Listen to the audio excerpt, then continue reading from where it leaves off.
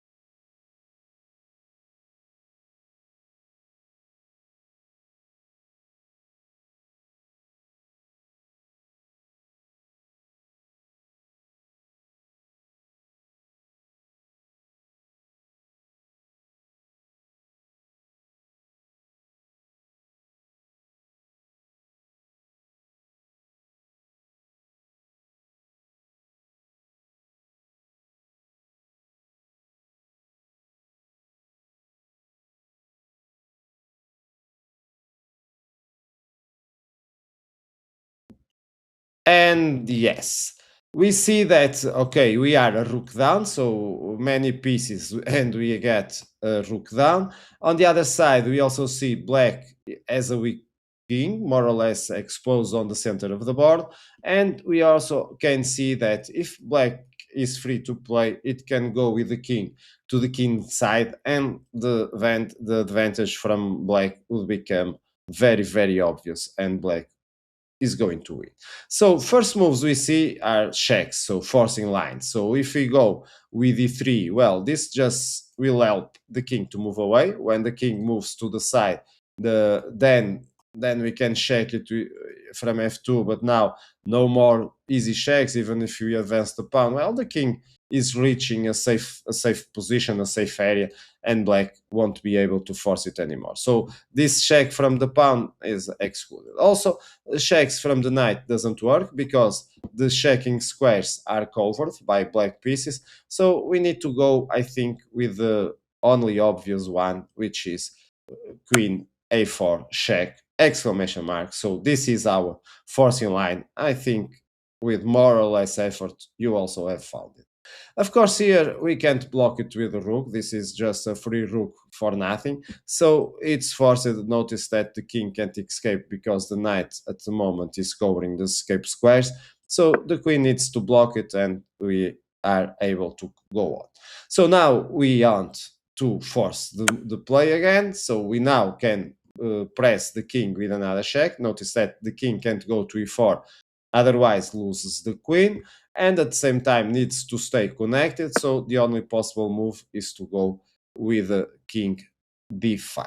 Of course, white keeps going on, so another check from f4, the only one that makes sense. The king can come back. Notice that again it needs to stay connected with the queen, so it goes to c5. Now, not so easy move, but I don't think you need pause this one to find it.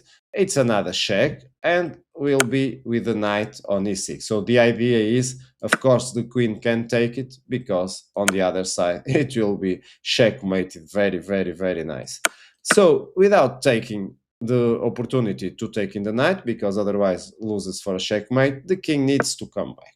And so here is the first moment for you. It's another pause, another minute. If you need, pause for more. And then I catch you up to continue this guided solution.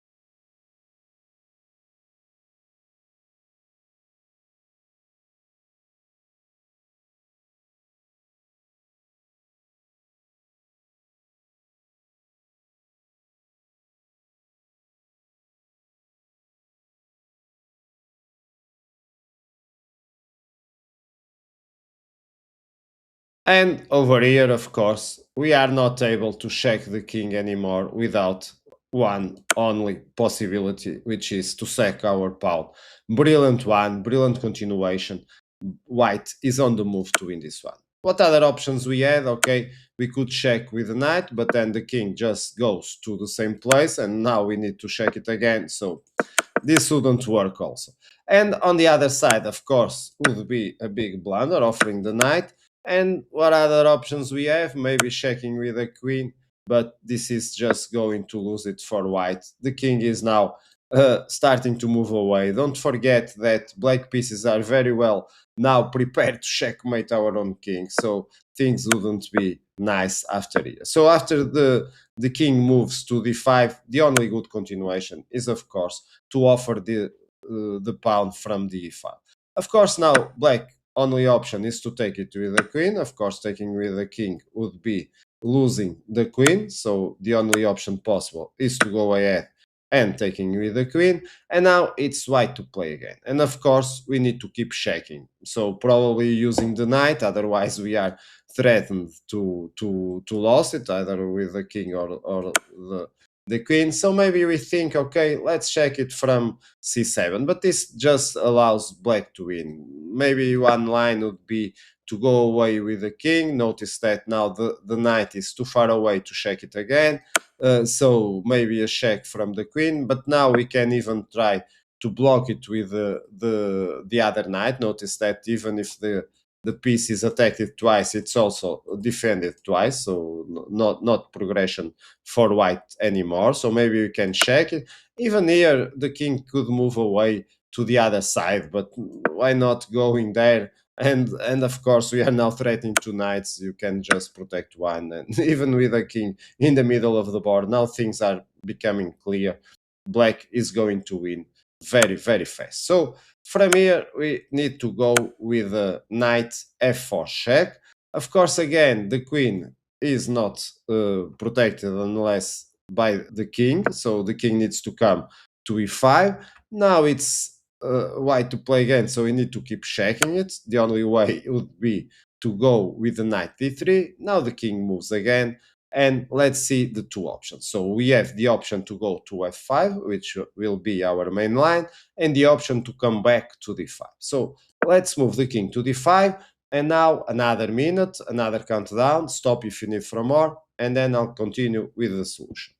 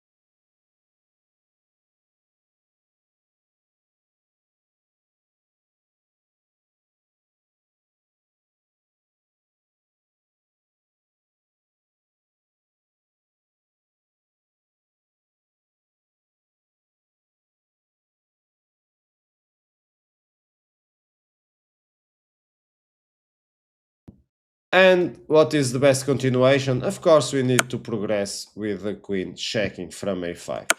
No other move would allow progress. If we check it with the knight on f4, then we need to repeat it, so this doesn't progress for white. And the same goes if the queen check from d7, then the king comes to c4, we need to check it again.